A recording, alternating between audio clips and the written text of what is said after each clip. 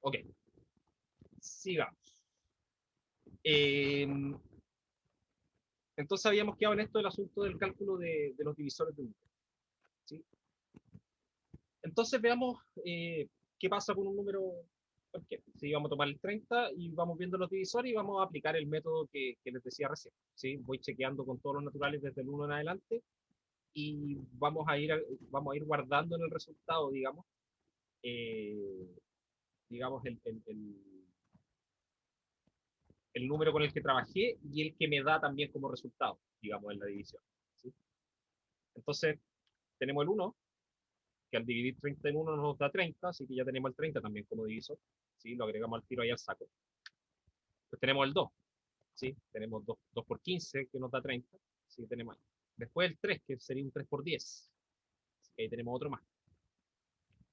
Después vendría el 4, pero resulta que si trato de dividir 30 dividido 4, eso nos da 7,5, así que no me sirve. Así que paso al siguiente, que sería el 5. Y ahora tenemos 6 por 5, que sería 30, así que agregamos el 5 y el 6, ¿sí? Después del 5, yo tendría que tratar con el 6, ¿sí? Pero si trato con el 6, me va a dar 6 por 5. Así que ahí ya terminé, ¿sí? Entonces, eso es como lo que pasa, así como que en el fondo voy avanzando hasta que ya llego a uno de los números que ya agregué. Y ahí ya me detengo porque de ahí en adelante no puede haber ningún otro divisor, ¿sí? Porque si fuese divisor, tendría que estar metido acá entre medio entre los anteriores necesariamente, ¿sí? Por esta cuestión de esta especie de simetría que se da en los divisores de número. ¿Sí? De la misma forma, para el 21, partimos con el 1, que es 1 por 21, así que ahí tenemos el 2. No lo puedo dividir por 2, porque no es un número par.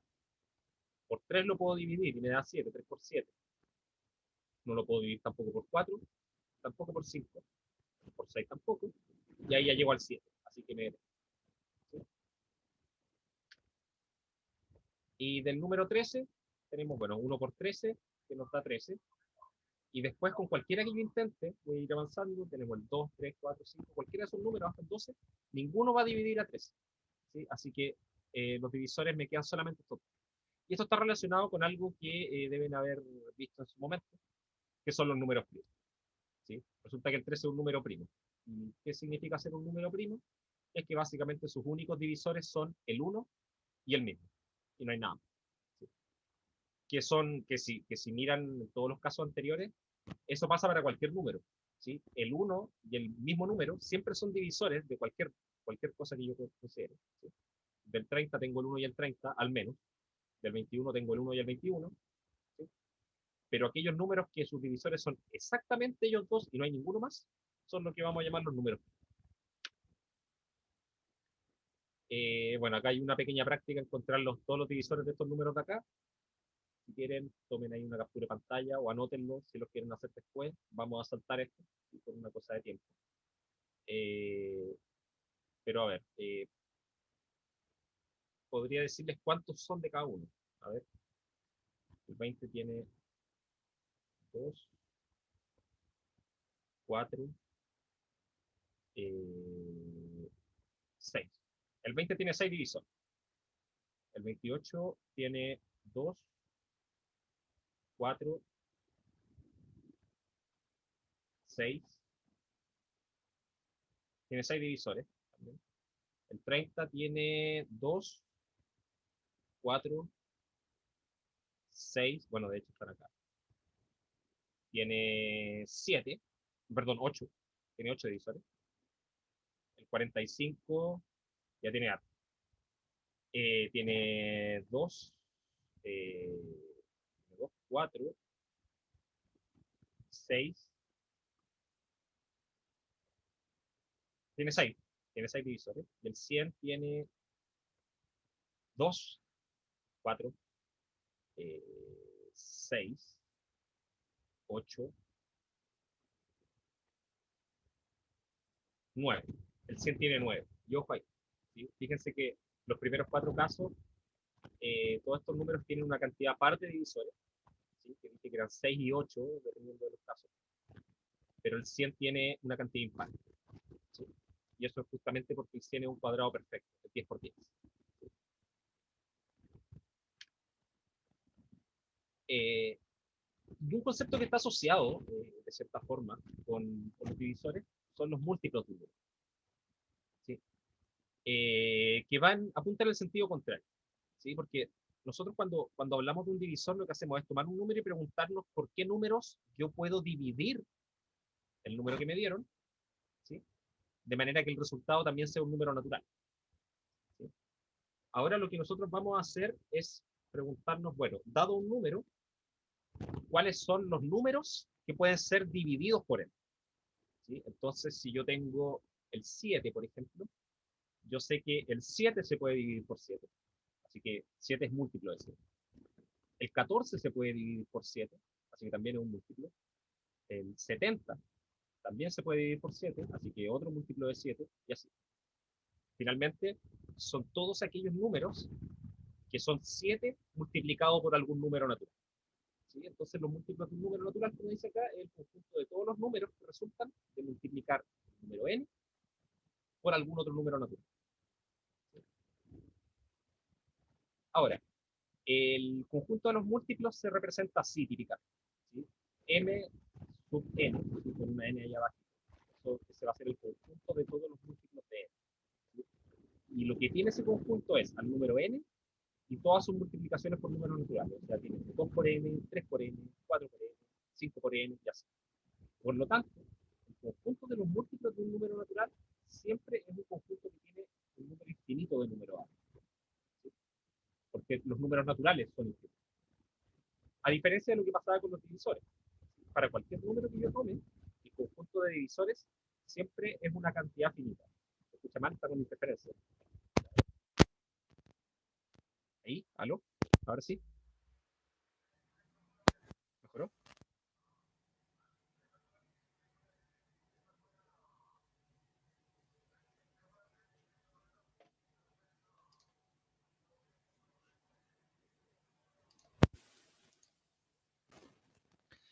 Eh, entonces, como decía, a diferencia del conjunto de divisores de un número, ¿sí? Que siempre va a ser siempre va a ser un conjunto finito, ¿sí? Todo número tiene una cantidad finita de divisores, los múltiplos son siempre infinitos, ¿sí? Ahora, algunos libros, ¿sí? Y esto es por cómo se considera el conjunto de los números naturales, como les decía ayer, algunos incluyen el cero dentro de los múltiplos, porque es el número que estoy considerando, el n, multiplicado por cero, ¿sí?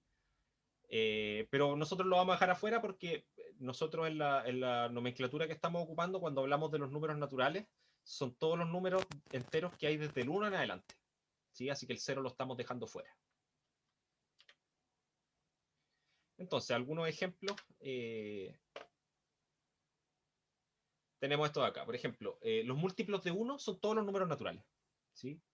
Porque tengo el 1, después tengo el 2 por 1, 3 por 1, 4 por 1, 5 por 1 y así. Y me queda justamente todos los números naturales metidos ahí entre medio, porque cualquier natural por 1 me da siempre lo mismo, ¿sí? Los múltiplos de 2 son todos los números pares, ¿sí? Tenemos 2 por 1, 2 por 2, 2 por 3, 2 por 4, y eso me termina dando el conjunto de todos los números pares, ¿sí? Eh, ya. La pantalla ya se me está yendo a negro mucho, así que denme un segundito. Voy a dejar de ocupar la pantalla secundaria.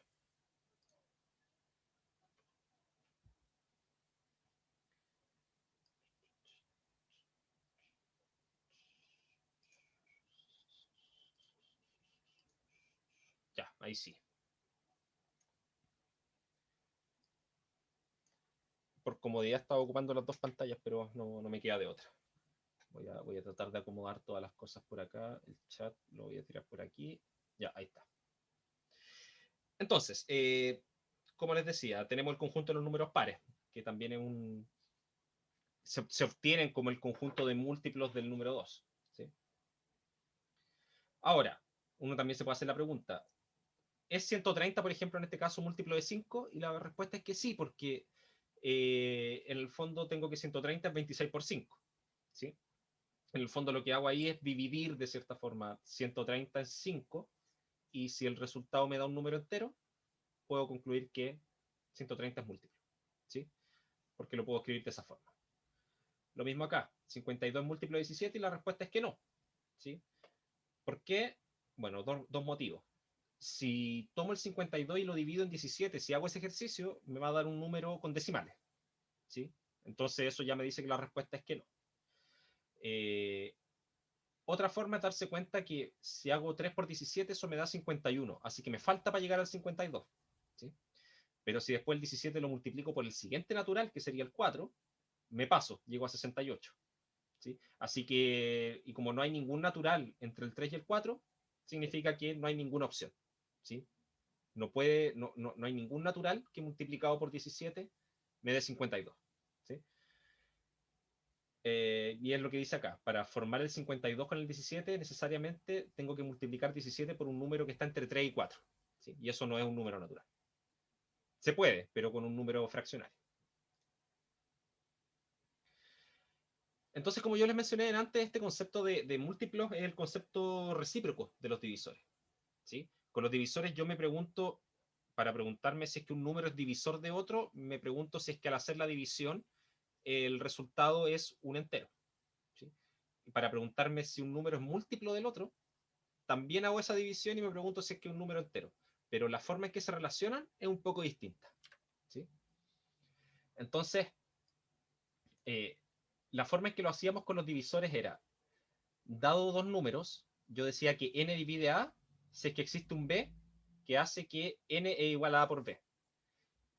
Ahora yo voy a decir que, y en ese caso era como que, era saber si es que a era divisor de n. ¿Sí? Ahora es el mismo concepto, la misma fórmula en el fondo, pero ahora yo voy a hablar que n es múltiplo de a. Es como al revés. ¿Sí? Antes yo hablaba a divisor de n, ahora n múltiplo de a. ¿Sí? Y la relación que hay es exactamente la misma. Se tiene que cumplir que n es igual a por b, donde b es algún número natural que tiene que estar por ahí. ¿Sí? ¿Se ve la relación que hay entre las dos cosas?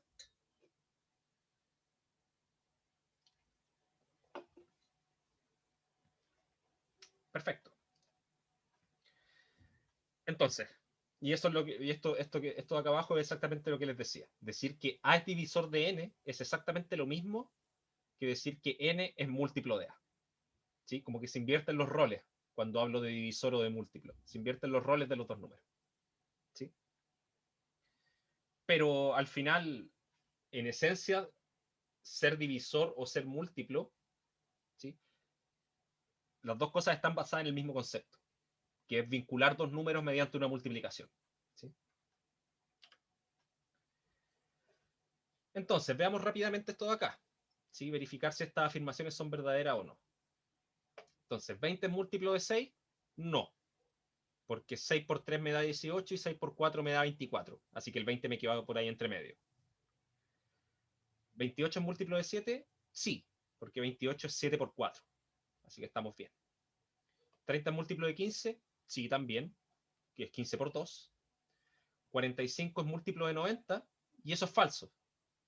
¿Sí? Porque de hecho 45 es divisor de 90. ¿Sí? Y 90 es múltiplo de 45.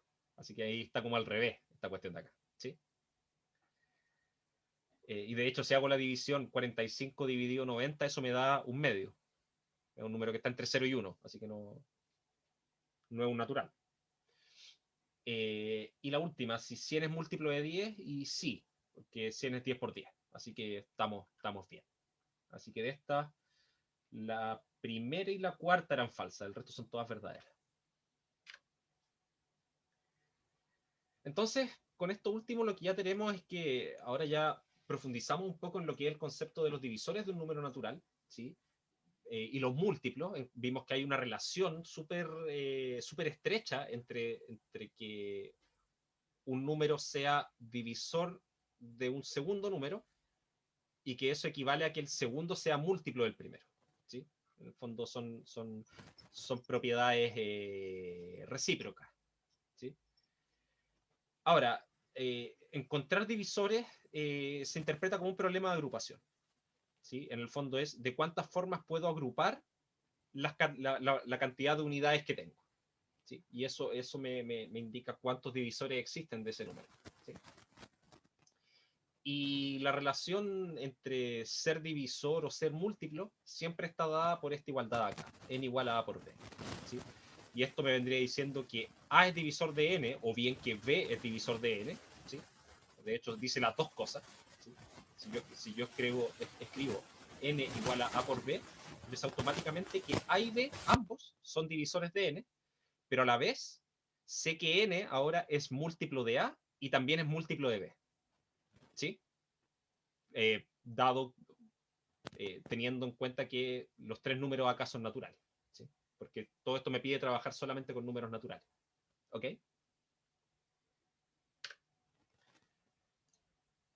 Entonces con eso podemos ya pasar a la siguiente sección, salvo que hayan consultas. ¿Sí? Voy a dejar de nuevo el resumen acá, que eso es lo importante. Si quedó claro todo esto que está acá en el resumen, entonces estamos perfectos para avanzar. ¿Qué me dice?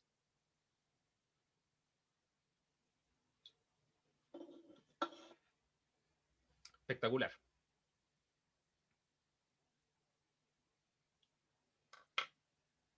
A ver, denme un segundo que... Entonces, ya que está todo esto claro, podemos continuar. Y asociado directamente a los conceptos de ser divisor o ser múltiplo, y algo que mencionamos por ahí entre medio, este asunto de los números primos, está este asunto de la descomposición prima de un número. ¿Sí? Y que típicamente esto es algo que muchas veces en educación secundaria o al final de la primaria, por ahí séptimo octavo básico, ¿sí? Que ya ni siquiera recuerdo bien cuándo se ve, suele ser un tema que queda como en el aire, digamos. ¿Sí? Como que se menciona, se dicen un par de cosas, pero nunca se le entrega ninguna utilidad. Muy pocas veces se le entrega una utilidad a lo que es la descomposición prima de un número. Y ustedes se van a dar cuenta un poco más adelante que en realidad cuando estén en sus cursos de álgebra se van a dar cuenta que toda esta cuestión que se hacía muchas veces eh, de factorizar polinomios, ¿sí? Estas factorizaciones notables o estos productos notables que se ven en el colegio, que los van a volver a repasar acá en la universidad, van a notar que hay una relación entre la descomposición prima de un número y la factorización de una expresión algebraica. ¿Sí? Son cosas que van bien de la mano y que terminan ayudando siempre en la operatoria. Entonces, algo que ya habíamos mencionado es que todo número natural mayor que 1, ¿sí? Tiene al menos dos números que lo dividen. El 1 y el mismo número. ¿Sí? Que nos pasaba con todos los ejemplos que vimos así por encima, con el 30, o si yo tomo el número 1.543.944.328, sé que ese número va a ser divisible por sí mismo y por 1. ¿Sí? Pero hay algunos que tienen solamente esos dos divisores y no tienen ninguno más, como el 13 que vimos delante. ¿Sí? ¿Qué otros casos hay? El 2, el 3, el 5, el 7, el 11, el 13, el 17, el 19, el 23, el 29, y así. Y finalmente lo que estoy listando son todos los números primos. ¿Sí? Bueno, hasta ahí nomás, porque de hecho son infinitos. Pero, pero se entiende la idea.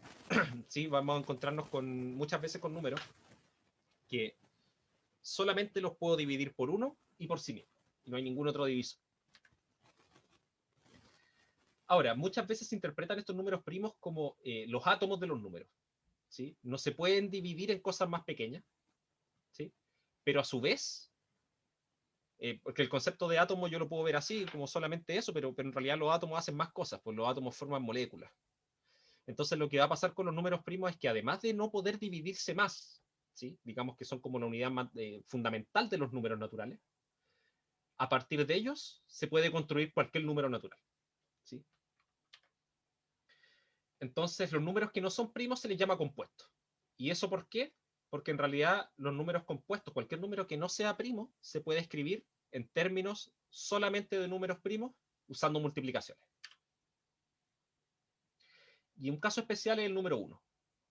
¿Sí? Porque de hecho el 1 igual cumple lo de arriba, ¿sí? Que es divisible por 1 y por sí mismo. ¿Sí? pero el problema es que ahí el 1 y el sí mismo son el mismo número, ¿sí? Entonces no son dos divisores distintos.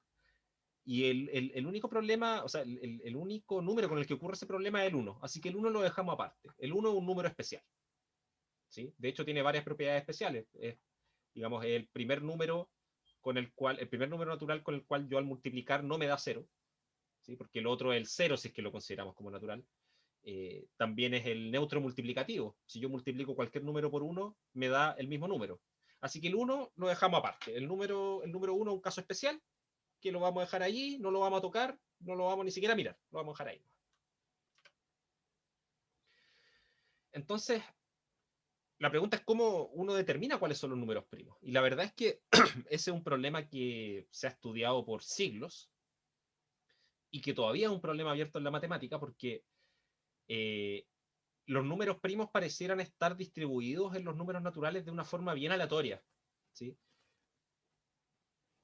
Y muchas veces se pensó eso, pero después se fueron descubriendo varias o creando varias herramientas matemáticas que después al aplicarla a los números primos se veía como que los números primos tienen una cierta regularidad, ¿sí? Lo que es bastante extraño, porque parecen estar distribuidos de forma aleatoria, pero a la vez parecen tener una regularidad, ¿sí? Por lo tanto, no hay una fórmula que me diga lo siguiente. O sea, por ejemplo, ya, yo quiero que la fórmula me entregue eh, el doceavo número entero. Perdón, el doceavo número primo. ¿Sí? No existe una fórmula que me entregue el resultado directamente.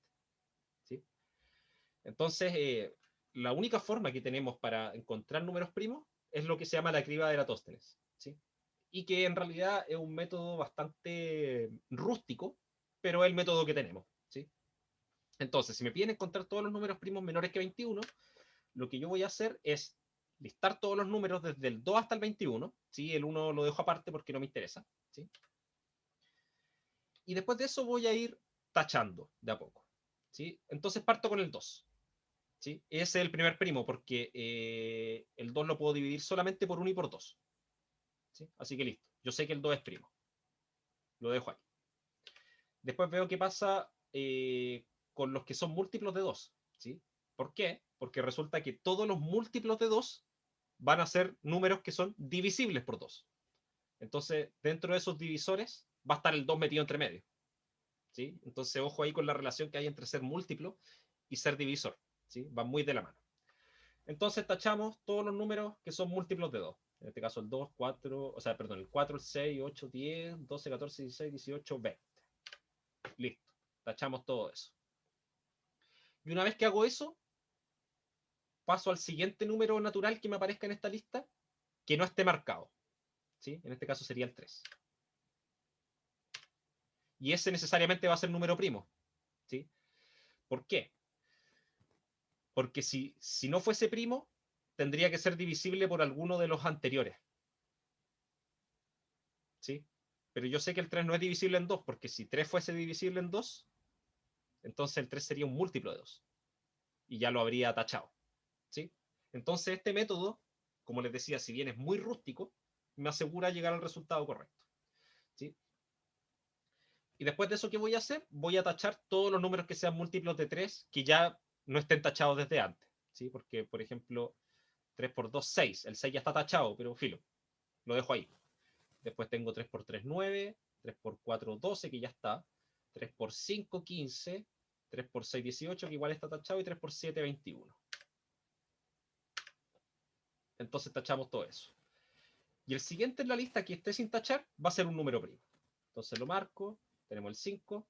Después borro sus múltiplos, que ya están todos tachados si no me equivoco. El 10, el 20 y el 15. Después paso al siguiente, que es el 7. Después tacho los múltiplos de 7, que sería solamente acá el 14. Ah, y el 21, que ya están tachados. Y paso al siguiente, de ahí saltamos al 11. ¿Sí? Tacho los múltiplos de 11. Si se fijan, ya no hay más múltiplos. O sea, el primer múltiplo de 11 que hay es más grande que 21. ¿Sí? Y eso me asegura automáticamente que todos los números que me queden acá adentro son números primos también. 13, 17 y 19. ¿Sí? Este método probablemente lo vieron en su momento. quizá muy por encima e incluso estoy apostando a que lo más probable es que se le haya olvidado y quizá ahora que lo estábamos viendo tuviera un pequeño recuerdo así muy por encima. ¿Sí? ¿Qué me dicen de eso?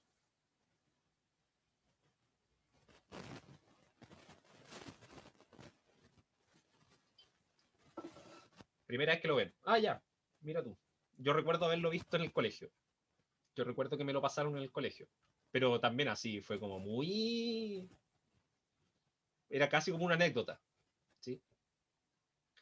Pero si se fijan, el método eh, ocupa los conceptos de divisores, porque el concepto de número primo está asociado a los divisores de un número, y el concepto de múltiplos, que son recíprocos, para ir asegurando que los números que voy marcando en amarillo son números primos.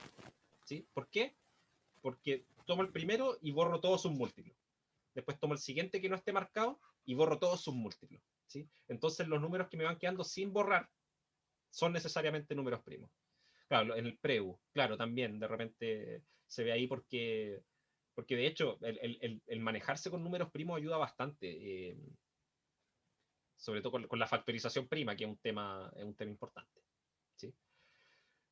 Claro, otras veces lo único que se hace es básicamente dar un listado de los primeros números primos y memorizárselos, que encuentro que es un método bastante antipedagógico, pero este método permite no sabérselos de memoria e ir sacándolo.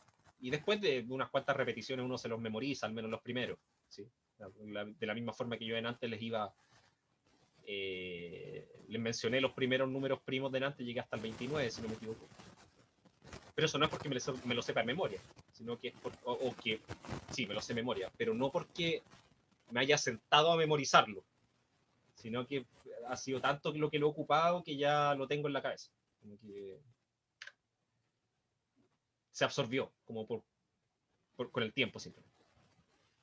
¿Sí? Entonces, resulta que yo ya le había mencionado entonces que tenemos esos números primos y todos los que quedaron tachados acá son los otros que mencionamos, son los números compuestos. ¿Sí? Son números que tienen más divisores aparte del 1 y sí mismo. ¿Sí? Por ejemplo, acá el 16 lo tachamos en principio porque era divisible por 2, ¿sí? Porque era un múltiplo de 2. ¿Sí? Eh, Otra forma también podría verse que también lo pude haber tachado no, por ningún otro. ¿Sí? Pero también tengo que el 16 es 4 por 4. ¿Sí? También está metido ahí entre medio. Pero resulta que todos estos números que están tachados ahí son puros números compuestos. ¿Sí? Tienen más divisores, aparte del 1 y sí mismo. Entonces, como les mencioné, que en realidad podemos ver los números primos como los átomos de los números, ¿sí? En el sentido de que no se pueden separar en partes más chicas, ¿sí? Porque no tienen más divisores, ¿sí? También lo puedo ver como que en realidad a partir de los números primos yo puedo construir cualquier otro número, ¿sí? Entonces la gracia es que cualquier número natural que sea más grande que 1, yo lo puedo escribir como producto de números primos, ¿sí? Y la forma en que se obtiene esto, y en realidad, claro, acá es una forma bien engorrosa de escribirlo, ¿sí? Esto es n igual a P1 por P2 por P3 hasta Pk, ¿sí? ¿Eso qué significa? Que n es el producto de distintos números. P1 es un número que es primo, P2 es otro número que también es primo, P3 otro número que también es primo y así. Pero admiten repeticiones, o sea, podría ser que P1 y P3 los dos sean 2. ¿Sí? Eso se admite, eso es posible. ¿Sí? Eh, y resulta que cuando n lo escribo así, eso es lo que se llama la descomposición prima de un número. ¿Sí? Y una forma de verlo, lo que les decía, es pensar que estamos buscando los átomos que están formando al número. ¿Sí? Eh, una de las gracias de esto es que para cualquier número natural, su descomposición prima, o sea, la forma de escribirlo usando números primos, es siempre única. ¿Sí? Salvo el orden en que escribo los números en la multiplicación. Pero nosotros sabemos que el orden de la multiplicación da exactamente lo mismo. ¿Sí? Entonces, solamente hay una forma de escribirlo. Entonces, por ejemplo, 15 lo puedo escribir como 3 por 5. Y si miramos acá atrás, 3 y 5 son números primos. ¿Sí? Así que esa es la descomposición prima del número 15. Es 3 por 5. El 17 es 17 por 1. ¿Sí? 17 simplemente, porque cuando multiplico un número por 1, esa multiplicación por 1, ¿para qué la voy a escribir? Pues si multiplicar por 1 no hace nada. Entonces 17.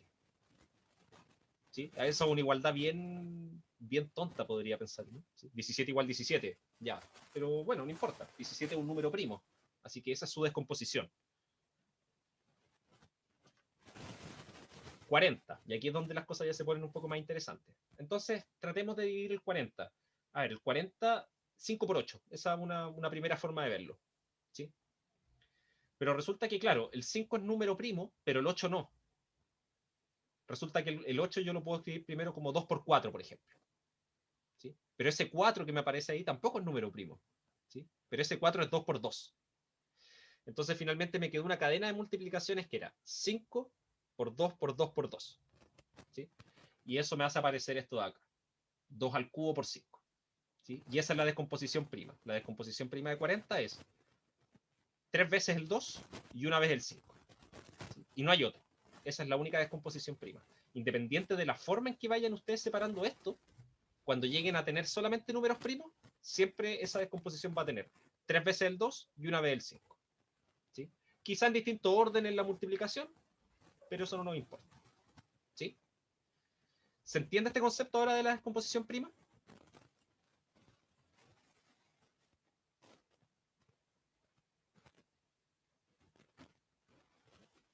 Genial. Entonces, ¿cómo encontrar la descomposición prima de un número? ¿Sí? Y acá dice, vamos a recordar dos métodos, quizá no lo han visto. ¿Sí? Eh, la primera es por división de números primos, ¿sí? Que eso es con una tablita que se va armando.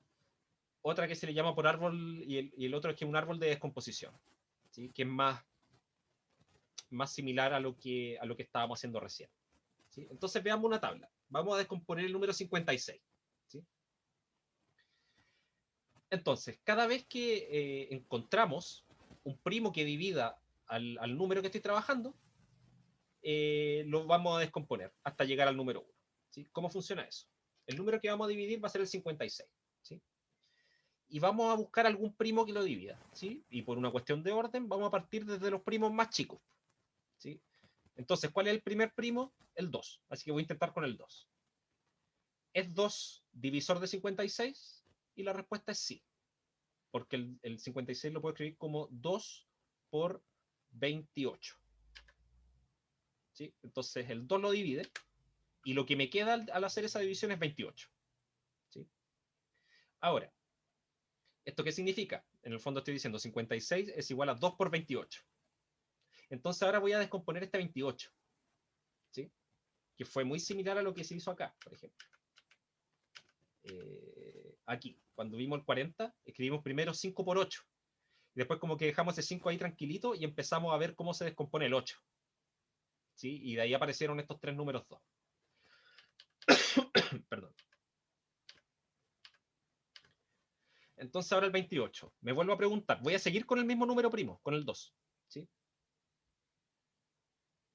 Ya, perfecto. Es más probable que lo hayan visto directamente así y no con métodos de determinar números primos primero, sino que eh, lo hayan visto con solamente el método directo, digamos la receta, y no el trasfondo.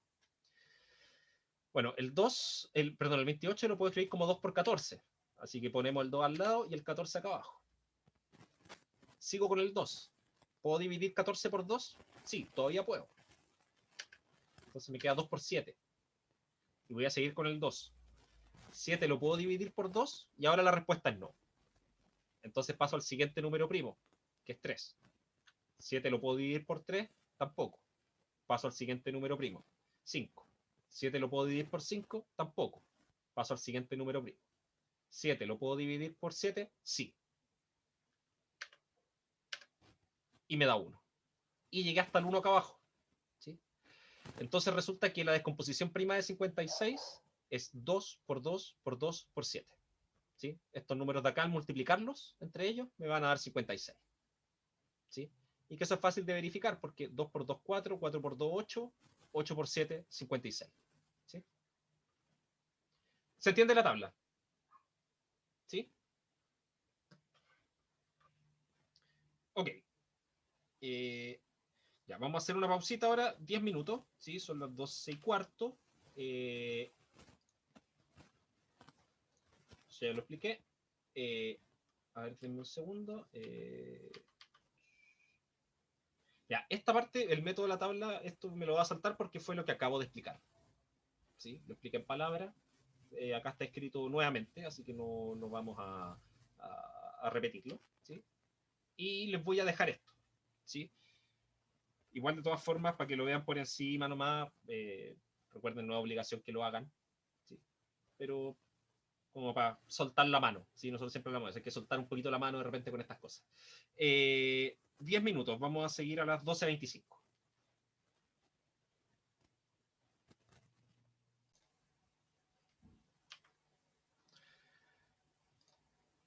Bueno, el otro método es el que se le conoce como el método del árbol. ¿Sí? Es básicamente lo mismo, ¿sí? Pero en vez de anotarlo como una tabla, lo escribimos con un árbol. ¿Sí? Con la diferencia que acá podemos ir descomponiendo el número que estamos trabajando, no ocupando directamente números primos necesariamente.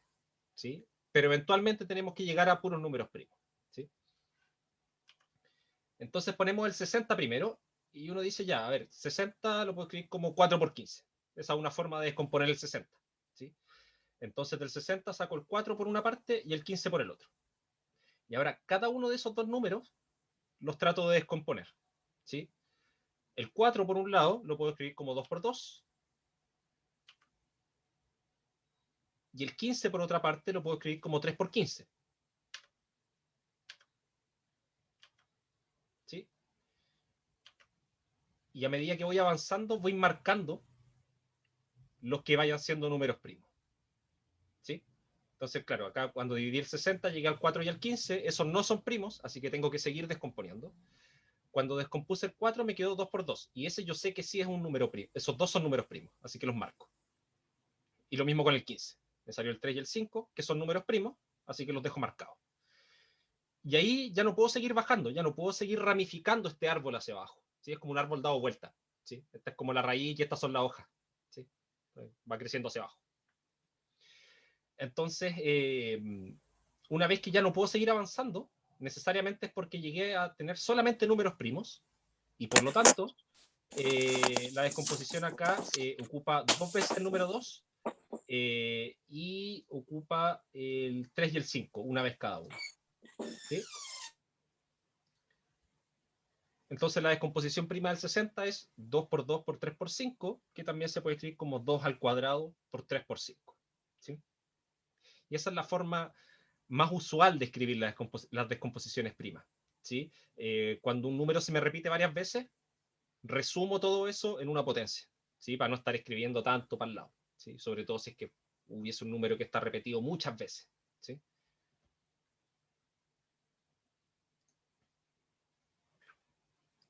Ahora, el método es eso. ¿Sí? Parto con mi número. ¿Sí?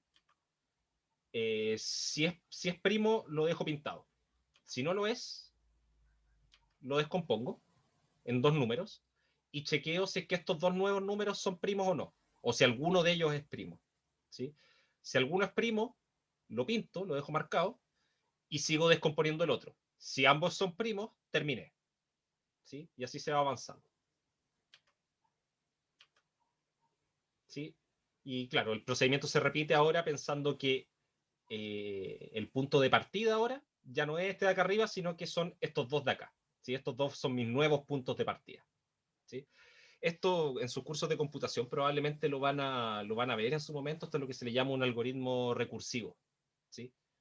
Porque se aplica una vez para el origen y después en cada uno de los resultados que me dieron vuelvo a realizar la misma acción. ¿Sí? Entonces como que es recursivo, se va repitiendo la misma acción a cada rato. ¿Sí?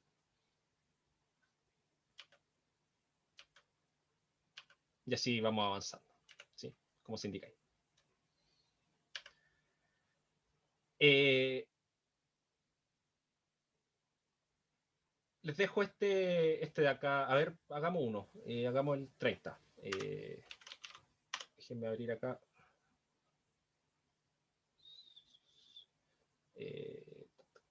un segundo. Tengo el 20 ahí.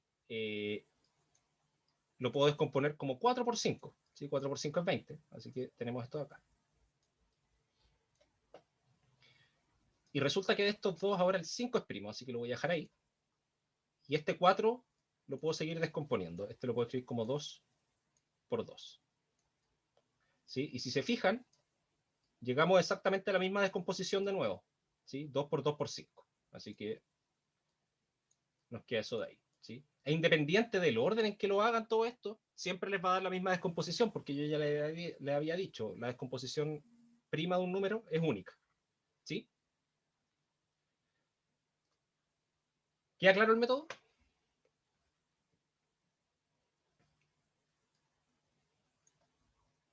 Continuemos entonces. Entonces, en resumen de esta parte, es esto de acá. Los números primos son básicamente los átomos de los números naturales. ¿Sí? No hay unidades más pequeñas que los números primos. ¿Sí? No los puedo descomponer. Pero a su vez, todo número lo puedo escribir usando solamente números primos. ¿Sí? Eso siempre se puede lograr. Y para encontrar la descomposición prima de un número, es básicamente lo que estábamos mostrando. Hay esos dos métodos. ¿Sí? Y para eso hay que saber más o menos cuáles son los números primos. ¿Sí? Y cómo se pueden encontrar esos números primos si es que uno no se los sabe de memoria. Y como les decía, ¿sabes? No es una cuestión de memorizarse los números primos, que eso no es de utilidad para nadie. Eh, en el sentido de sentarse a memorizarlo. Después con el tiempo ya van a ver números que ustedes van a decir, este número lo van a ver y decir, este es primo, porque ya por una cuestión de costumbre casi. Está este asunto de la criba de Eratóstenes, ¿sí? Que era tomar el 2, borrar todos los múltiplos de 2. Después el siguiente que me quedo sin marcar es el 3, borro todos los múltiplos de 3. Después el que sigue que está sin marcar es el 5, y ahí borro todos los múltiplos de 5. Y así. Perfecto, entonces ahora ya sería hasta la última sección de esta primera unidad, que bueno, nuevamente está completamente relacionado con todo lo anterior, ¿sí? Son los divisores y múltiplos comunes. Entonces, partamos con un problema.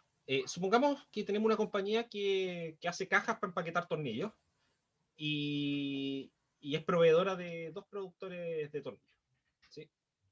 Entonces, resulta que el primer productor produce 200 tornillos al día y el segundo produce 300. ¿Sí? Me preguntan de qué tamaño pueden ser las cajas. ¿Sí? ¿En qué sentido? En el sentido de que la compañía hace cajas de un solo tamaño. ¿Sí? Y la idea es que en la producción del día, las empresas que producen tornillos eh, puedan distribuir sus tornillos en estas cajas con la misma cantidad cada caja y que no sobre ningún tornillo. ¿Sí? Esa es la idea. ¿Sí? Entonces, claro, la cantidad, o sea, el tamaño de las cajas tiene que ser a su vez un divisor de 200 y un divisor de 300. ¿Sí? Entonces, claro, ¿de qué tamaño pueden ser las cajas para que ambos productores puedan empaquetar todos los tornillos que producen en un día sin que sobre espacio y sin que sobren tornillos, obviamente? ¿Sí?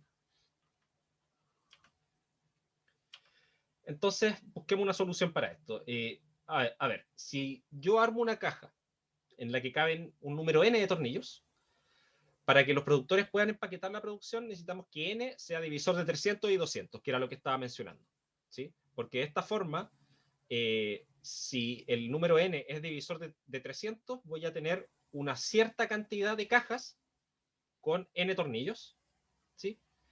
Y si además es divisor de 200, voy a tener una cierta cantidad de cajas también con n tornillos. ¿Sí? La cuestión es que no me puede sobrar ni faltar espacio. ¿Sí? Entonces, una forma de hacerlo es tomar directamente todos los divisores de 300, que son esos de ahí, que es bastante engorroso porque recuerden cómo se encontraban los divisores. Claro, el máximo común divisor es básicamente lo que estamos buscando. ¿Sí? Pero, ojo, que me están preguntando de qué tamaño puede ser la caja, así que en realidad lo que voy a hacer es buscar todos los divisores comunes. ¿Sí? El máximo de uno de ellos. Pero en principio nos interesan todas las posibilidades. Así que todos los divisores comunes. Entonces ahí tenemos los divisores de 300 y ahí tenemos los divisores de 200. Y lo que vamos a hacer ahora es ver cuáles divisores se repiten. ¿Sí? Tenemos el 1, el 2, el 4, el 5, el 10, el 20, el 50 y el 100. ¿Sí? Entonces, ¿esto qué me está diciendo? Yo puedo hacer cajas en las que, es súper estúpido esto, pero puedo hacer cajas en las que quepa un tornillo. ¿Sí? Entonces, a la fábrica que produce 300 tornillos le tengo que entregar 300 de esas cajas al día para que puedan empaquetar sus 300 tornillos. ¿Sí? Y a la que fabrica 200 le tengo que entregar 200 cajas. ¿Sí? Donde cada una de esas cajas le van a meter un tornillo, cosa que es una estupidez, estamos de acuerdo, pero es una solución. ¿Sí? Porque me preguntaban de qué tamaño pueden ser las cajas. ¿Sí? Pero también puedo hacer cajas donde quepan 10 tornillos. ¿Sí? Y ahí en ese caso, a la empresa que produce 300 tornillos le tengo que pasar 30 de esas cajas al día, y a la de 200 le tengo que pasar 20 de esas cajas al día. ¿Sí? Y ahí voy a estar produciendo solamente cajas en las que caben 30 tornillos, pero cumplen las necesidades de los productores, ¿sí? Que es empaquetar la totalidad de su producción diaria sin que sobre espacio. ¿Sí? Entonces, la solución de este problema son todos aquellos múltiplos que son, todos aquellos divisores que son comunes para los dos números. ¿Sí? ¿Se entiende el cómo se llega a la solución, cierto?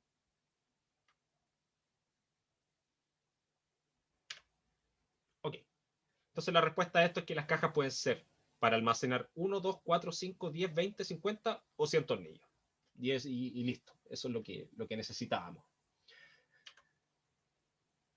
Entonces, esto nos lleva a los divisores comunes entre un conjunto de números. ¿Sí? Si yo tengo varios números, ¿sí? Digamos desde n1 hasta nk, ¿sí? Son n números, o sea, son k números distintos. ¿Sí? Tengo varios números. Yo voy a decir que un número a natural es un divisor común de ese conjunto de números si es que aquel número a divide a todos los números que yo tengo en mi lista. ¿Sí? Que es esto que está acá. A es divisor de N1, A es divisor de N2 y así hasta A es divisor de NK. ¿Sí? Eso es lo que va a hacer, y en ese caso yo digo que A es un divisor común de todo ese conjunto de números. ¿Sí? En el caso anterior nosotros teníamos solamente dos números, el 200 y el 300, pero en general se puede hacer para más. ¿Sí?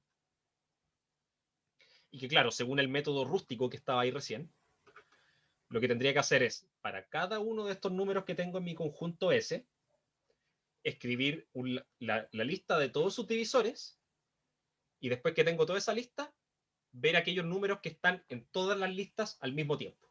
¿Sí? Y eso me va a entregar todos los divisores comunes. Entonces, divisores comunes de 28 y 100. Veo los divisores de 28, los divisores de 100, y veo aquellos que se repiten. Entonces, el 1, el 2 y el 4. Los divisores comunes de 20, 30 y 45, hago lo mismo. Primero listo todos los divisores de 20, todos los divisores de 30, todos los divisores de 45, y después veo cuáles se repiten, que en este caso serían el 1, el 5 y eso. ¿Sí? Fíjense que tienen que repetirse en todas las listas. ¿Sí? Porque, por ejemplo, acá el 2 es un múltiplo común entre el 20 y el 30. Perdón, es un divisor de 20 y 30, perdón. ¿Sí? Pero no es de 45, así que no me sirve. ¿Sí? El 15 aparece como divisor de 30 y de 45, pero no de 20. ¿Sí? Entonces tiene que estar el número tiene que estar en todas las listas al mismo tiempo. Entonces, una cosa es que cualquier conjunto de números, independiente de cuáles sean, tienen siempre al menos un divisor común, que es el 1. Si se fijan en todas estas listas de divisores, el 1 siempre aparece. ¿Sí? Y eso es porque el 1 divide a cualquier número. ¿Sí? Entonces ese siempre va a ser el divisor más pequeño. La pregunta es, ¿cuál es el máximo de ellos? ¿Sí? Porque el mínimo siempre existe y siempre va a ser 1.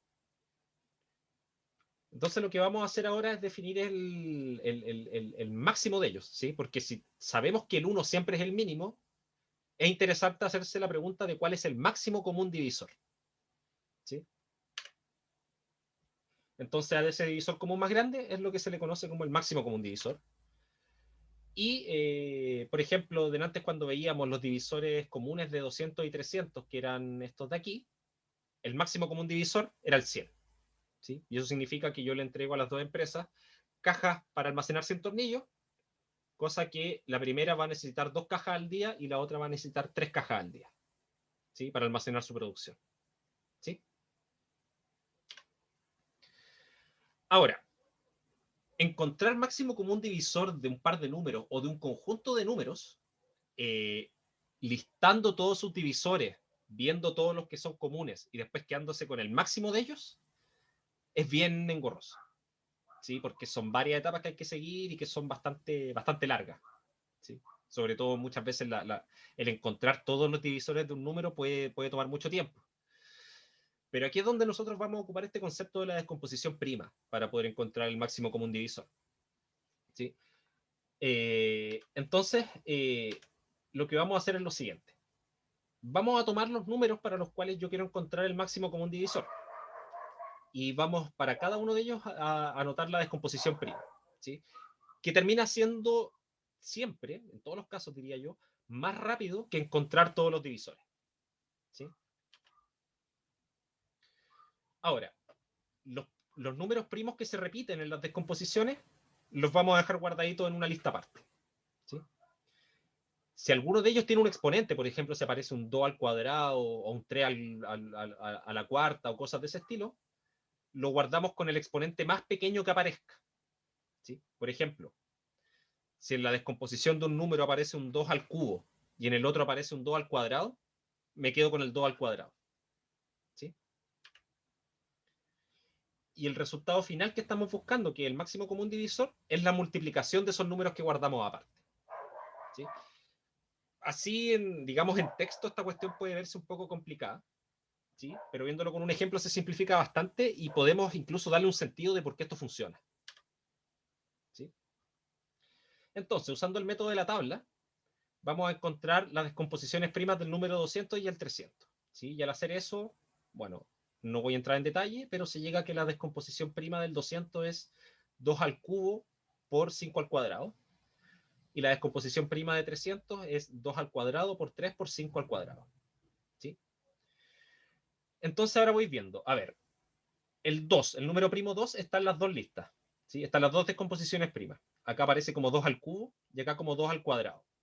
Entonces me voy a quedar con la que tenga el menor exponente, la menor potencia, que sería un 2 al cuadrado. Y lo voy a poner acá. El 3 aparece solamente acá. Así que lo voy a olvidar. Ese no me sirve. ¿Sí? Otra forma de verlo, que es bien detallista, es que en realidad el 3 también aparece en esta descomposición prima, pero está como 3 elevado a 0, que eso es 1. ¿Sí? ¿Y cuál es el menor exponente de los números entre 3 elevado a 0 y este que es 3 elevado a 1? El menor exponente es 3 elevado a 0. ¿Sí? Así que acá me va a aparecer un 3 elevado a 0 también, que un 1. Es exactamente lo mismo. Por eso cuando un número primo no está en las dos descomposiciones, o en todas las descomposiciones que esté trabajando, lo dejo de lado. ¿Sí? Entonces el 3 no lo considero. Y el 5 aparece acá como 5 al cuadrado y acá como 5 al cuadrado también. Entonces eso es lo que voy a poner, 5 al cuadrado. Y acá lo que me queda va a ser finalmente 2 al cuadrado por 5 al cuadrado. Y al hacer eso, eso nos da 4 por 25, que es 100. Que es justamente el mayor divisor común entre estos dos números. ¿Sí? Era cosa de mirar la lista que teníamos delante. Esta. Y que aquí se ve que acá están todos los divisores de 200 y 300. Todos los divisores comunes. Y el más grande era el 100. ¿Sí? Y acá detallamos este método que nos permite encontrar ese máximo común divisor sin pasar por, por el hecho de calcular todos los divisores. ¿Sí? Ahora, ¿por qué esto funciona? El hecho de que este número que estoy sacando acá es un divisor es porque finalmente si yo divido esta descomposición prima, el 2 elevado a 3 por 5 elevado a 2, y lo divido por 2 elevado a 2 por 5 elevado a 2, Si se fijan, el resultado va a ser que el 5 elevado a 2 con este 5 elevado a 2 se van a cancelar, ¿sí? Y me va a quedar un 2 elevado a 3 dividido por 2 elevado a 2. Y eso me va a dar 2. O sea, el resultado es un número entero, ¿sí? Así que es un divisor. Y algo similar pasa en este caso. Al hacer la división me va a dar 3, ¿sí? Así que también es un número entero, ¿sí? ¿Y eso por qué pasa? Porque siempre veo los números primos que están en común y me quedo con el exponente más chico, ¿sí? Eso me asegura que el resultado de la división me va a dar un número natural, ¿sí? Y además, como estoy tomando de esas potencias que aparecen, estoy tomando la que aparece con menor exponente y no con un exponente más pequeño, eso me asegura que el resultado que me va a dar acá va a ser el divisor más grande que yo pueda encontrar, ¿sí? Porque yo podría tomar otros divisores, por ejemplo, en vez de poner acá un 2 elevado a 2, podría poner un 2 elevado a 1. Y ahí el resultado acá me va a dar 50, que es otro divisor común de 200 y 300, pero no es el máximo, ¿sí? Y eso fue porque ese 2, que lo puse elevado a 1, en realidad podría haber estado elevado a 2, según lo que me dicen estas cosas de acá arriba, ¿sí? Siento que esa explicación pudo haber estado un poco enredada. No sé si se entendió. Siento que como que dije muchas cosas así de una.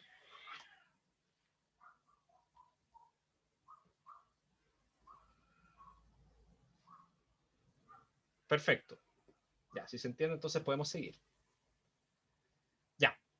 Sí, pero tiene que ver con eso. O sea, si uno, después por último pueden ver ese par de minutitos de nuevo y tratar de reentender lo que dije, ¿sí? Pero que tiene que ver con eso, con que en realidad me estoy poniendo en el caso bien límite. Así, los que no se repiten los descarto y los que se repiten los tomo con el exponente más chico que apareció. Y ahí tengo mi máximo común divisor.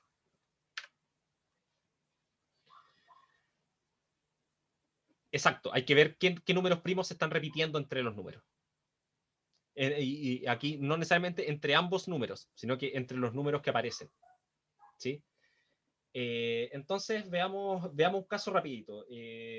Veamos el caso de 20, 28 y 40. Entonces tenemos 20, 28 y 40, ¿sí? Por una cosa de simplicidad voy a anotar esto rápido. Esto es 2 al cuadrado por 5, ¿sí? Eso es 20. 5 por 4, esa es la descomposición prima. ¿Sí? No voy a hacer el método de la tabla para que no perdamos mucho tiempo, pero estas son las descomposiciones, después ustedes las pueden chequear. Esto es 2 al cuadrado por 7, ¿sí? 7 por 4 que es 28.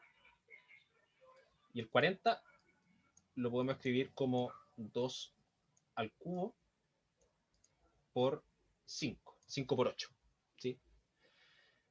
Entonces, el máximo común divisor entre estos tres va a ser igual a ver, el 2 se repite en todos, ¿sí? El 2 está en los tres números repetidos, ¿sí? Y la menor potencia con la que aparece es cuando está elevado al cuadrado, ¿sí? Después, el 5 está en la primera y en la tercera, pero no está en la segunda descomposición, así que no me sirve. Y el 7 está solo en la segunda, no está ni en la primera ni en la tercera, así que tampoco me sirve, ¿sí? Así que finalmente el máximo común divisor acá es 2 al cuadrado, que es 4, ¿sí? Esa es la forma en que funciona este método, ¿sí? Quizá ahora con el ejemplo queda un poco más claro.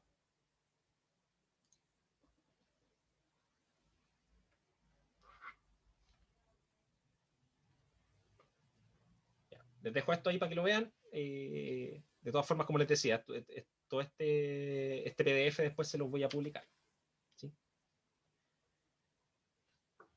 Ahora, así como tenemos este asunto de los divisores comunes, también tenemos los múltiplos comunes, ¿sí? Que son un concepto que va de la mano, ¿sí? Eh, Ahora, ¿por qué va de la mano los múltiplos comunes? Porque, bueno, habíamos hablado que los divisores iban de la mano con los múltiplos. Entonces, los divisores comunes tienen que estar relacionados de alguna forma con los múltiplos comunes, ¿sí? Eh, entonces, vamos a decir que para un conjunto de números naturales que yo tenga, voy a decir que otro número n, es un múltiplo común de todos esos números de ahí, si es que ese número n es múltiplo de todos al mismo tiempo. ¿Sí? Ahora, recuerden que los múltiplos nosotros dijimos que son infinitos. ¿Sí? Entonces, el número A1 tiene una cantidad infinita de múltiplos. El A2 también va a tener una cantidad infinita de múltiplos. ¿Sí? Y así. Pero más aún, cualquier conjunto de números va a tener también una cantidad infinita de múltiplos comunes. ¿Sí? Porque si n es un múltiplo común de todos estos números, 2 veces n, 2 por n, también va a ser un múltiplo común. 3 por n también va a ser un múltiplo común. Y así. Entonces, preguntarse por un múltiplo común máximo ahora no tiene sentido. Pero sí tiene sentido preguntarse por cuál es el múltiplo común que es el más pequeño de todos, que es lo que nosotros llamamos el mínimo común múltiplo. ¿Sí? Entonces veamos un ejemplo en lo cual el concepto de los múltiplos comunes tiene alguna interpretación. ¿Sí? Entonces, Anita y Camila son dos amigas que se conocieron este año durante vacaciones de verano en la playa. La familia de Anita alterna sus vacaciones de verano entre playa y campo. Por otro lado, la familia de Camila, qué mal ejemplo, qué mal ejemplo, estamos en pandemia, no deberían haber ido a la playa, ya, pero da lo mismo. Por otro lado, la familia de Camila alterna las suyas entre playa, montaña y ciudad. La pregunta es cuándo se van a volver a encontrar. ¿Sí? Entonces, aquí cambiaron los nombres. Esto es Anita y Camila. La familia de Anita va a la playa cada 2 años, mientras que la de Camila va cada 3 años. ¿Sí? Las dos familias se encuentran en la playa necesariamente en los múltiplos de 2 y 3. ¿Sí? Porque si se encontraron una vez, después Anita, 2 años después va a volver a ir. ¿Sí? Pero cuando pasen 2 años, Camila no va a estar en la playa porque ella va cada 3 años. Ahora, cuando Camila vaya esa primera vez, Anita no va a estar en la playa, va a estar en el campo. ¿Sí? Porque el año anterior estuvo en la playa. ¿Sí? Entonces, si eso yo lo voy tabulando, voy marcando, digamos, pongo una línea con los años, ¿sí? Me voy a dar cuenta que se van a encontrar en la playa en todos los múltiplos comunes de 2 y 3. ¿Sí? Y la primera vez que se van a reencontrar va a ser en 6 años más. ¿Sí? Porque ahí van a haber pasado para Anita, va a haber, cuando se conocieron, van a pasar 2 años, va a estar en la playa, 2 años más y 2 años más. Y ahí va a estar en la playa de nuevo. Mientras que para Camila van a haber pasado 3 y después 3 más. Y ahí se encontraron de nuevo en la playa. ¿Sí? Y claro, ahora que ya se encontraron, como que el patrón se repite. ¿Sí? Entonces, después de que pasaron esos 6 años, cuando pasen 6 años más, van a volver a encontrarse. Y después, cuando pasen 6 más, se van a volver a encontrar. Entonces, se van a encontrar cada vez que estén en los múltiplos de 6. ¿Sí? Y esos múltiplos de 6 finalmente van a ser todos los múltiplos comunes de 2 y 3. ¿Sí? Sí, ¿cierto? Salen hartos. Bueno, es lo que hay.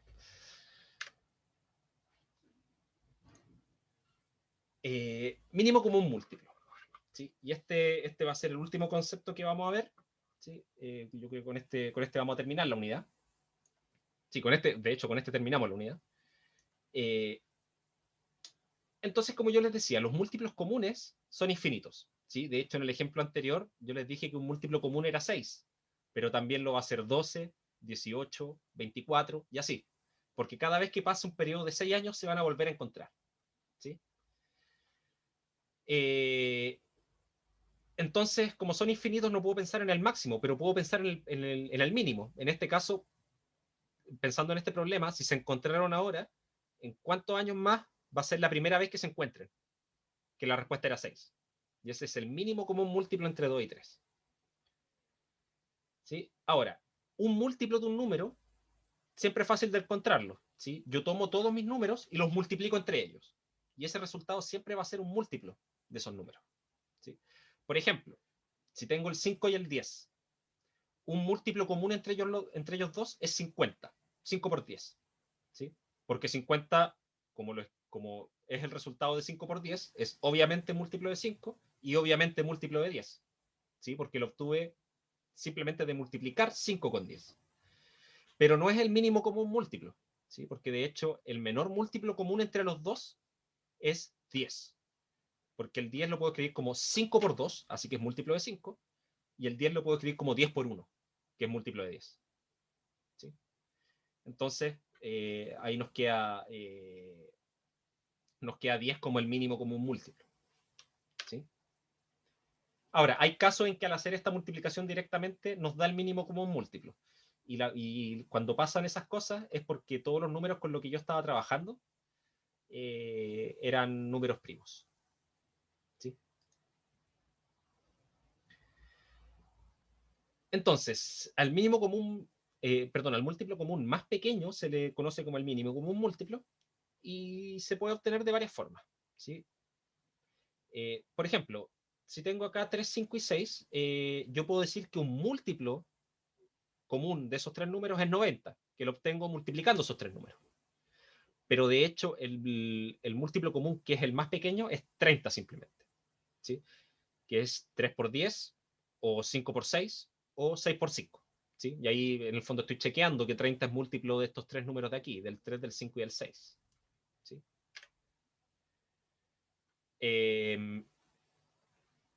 Entonces acá hay unos datos interesantes. Dice, ¿sabías que hay una especie de cigarra en Estados Unidos que tiene un ciclo de vida de 17 años? Y cada 17 años lo que pasa es que salen a morir, o sea, salen a reproducirse y morir. Como lo último que hacen en su vida, reproducirse y se mueren. Curioso.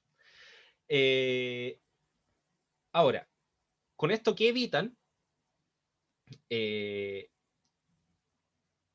es que para encontrarse con depredadores, porque como se mantienen, digamos, a salvo ese periodo de vida, eh, necesitan que pasen múltiplos de 17 años para cruzarse con depredadores. ¿Sí? Entonces, si un depredador tiene ciclos de 2 años, ¿sí? Entonces el encuentro no se produce cada 17 años, sino que se produce cada 34. ¿Sí? Si el depredador tiene un ciclo de caza, digamos, de 5 años, tienen que pasar 85 años para que pueda ocurrir un evento desastroso que pudiese exterminar a esas cigarras. ¿Sí? Entonces, esto muestra en realidad cómo este tipo de cosas terminan apareciendo en la naturaleza. ¿Sí? Y, y ese número 17 no es cualquier número, de hecho es un número primo. Entonces, cuando yo tengo un número primo, los múltiplos comunes terminan por lo general siendo muy grandes, porque necesariamente tiene que estar ese número multiplicando ahí, y muchos otros. ¿Sí? Por eso, de hecho, acá en los ejemplos de abajo se hace la multiplicación por 2 y por 5. ¿Sí? Si se fijan, el resultado que da acá, el mínimo común múltiplo, el 34 y el 85, de hecho no es nada más que multiplicar 17 por 2 y por 5. ¿Sí? Porque en esos casos, ese múltiplo que se obtiene de multiplicar simplemente los números coincide con el mínimo común múltiplo, porque los números que están involucrados ahí son puros números primos. Entonces, vamos a ocupar para finalizar, denme 5 minutitos para que terminemos, son la una, pero denme 5 minutitos. Calcular el mínimo común múltiplo usando la descomposición prima. ¿Sí? Que este método nos hace obtener la descomposición prima de forma bastante simple. ¿Sí? Y lo que vamos a hacer es lo siguiente. Al igual que antes, vamos a tomar todos nuestros números y vamos a anotar su descomposición prima. Igual que antes, igual que para el máximo común divisor. ¿Sí? Pero ahora lo que vamos a hacer, en vez de fijarnos en aquellos números primos que estén en todas las descomposiciones, vamos a tomar aquellos números primos que aparezcan en al menos una. ¿Sí? Y cada vez que aparezca, lo vamos a tomar con el exponente no más pequeño como lo hacíamos antes, sino que con el más grande. ¿Sí? Es como todo lo contrario. Antes buscábamos los números primos que se repetían en todas las descomposiciones y nos quedábamos con el exponente más pequeño. Ahora buscamos los números primos que aparezcan en al menos una descomposición y lo guardamos con el exponente más grande. ¿Sí? Se ve como son como términos completamente recíprocos, al igual como el ser múltiplo y ser divisor eran recíprocos. Este método de encontrar el mínimo común múltiplo y el máximo común divisor ocupando descomposiciones primas también son de cierta forma recíprocos, como que uno es la negación del otro. ¿sí? Como que hacemos todo lo contrario. Y bueno, la multiplicación de esos números que fuimos guardando termina siendo el mínimo común múltiplo. Entonces, un ejemplo, y con esto ya vamos a ir terminando. Tenemos los números 120 y 48. Descomposiciones primas de ellos dos. 2 al cubo por 3 por 5. Y el otro es 2 elevado a 4 por 3. Y ahora voy viendo todos los números primos. El 2, bueno, están las dos. Bien, me sirve. ¿Sí? Me basta con que estén una. Pero si están las dos, igual sirve. ¿Y cuál es el mayor exponente? En este caso es 2 elevado a 4. Entonces guardo ese. El 3 también aparece en las dos. Y en los dos casos está elevado a 1. Entonces lo guardo como 3 elevado a 1, que es ese 3 que está ahí. Y el 5 aparece solamente en este. ¿Sí? En este no aparece. Ya, bueno, tengo el 5 acá. ¿A qué potencia está? Está elevado a 1. Entonces lo pongo como 5 elevado a 1. Y el resultado de esta multiplicación, que es 240, es el mínimo común múltiplo entre estas dos cosas. Que es, de hecho, 240 lo puedo escribir como 120 por 2 y lo puedo escribir como 48 por 5.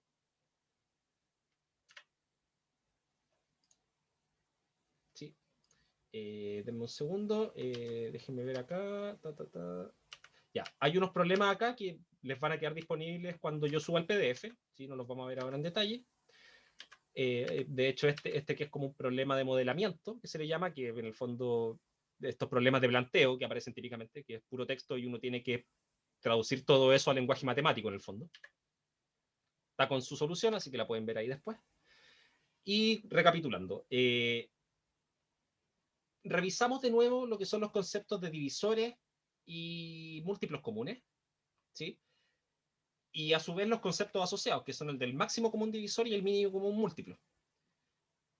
Y la parte importante de esto era darse cuenta que si bien ustedes pudiesen haber aprendido estas cosas con algunos métodos, con tablitas típicamente, ¿sí? Cuando yo quiero hacer estos cálculos de máximo común divisor y mínimo común múltiplo, en realidad lo único que me interesa conocer a mí es la descomposición prima de un número, ¿sí? Y eso le da importancia a los números primos, ¿sí? Que probablemente a ustedes le enseñaron lo que eran los números primos y descomposiciones primas, y bueno, y ahí quedó, casi como una curiosidad, al menos en mi caso así fue en el colegio. Después, mucho más adelante, me di cuenta que en realidad todas estas otras tablitas con las que me enseñaban a calcular el mínimo común múltiplo y el máximo común divisor, lo que estaba haciendo de hecho por debajo era trabajar con descomposiciones primas, ¿sí? ¿Qué ventaja tiene esto? Aparte de todo, es que si a mí me piden calcular simultáneamente, me dicen calcule máximo común divisor y mínimo común múltiplo de estos números de acá, el punto de partida en los dos casos es lo mismo. Tengo que encontrar las descomposiciones primas. Y a partir de esas descomposiciones primas puedo sacar los dos resultados.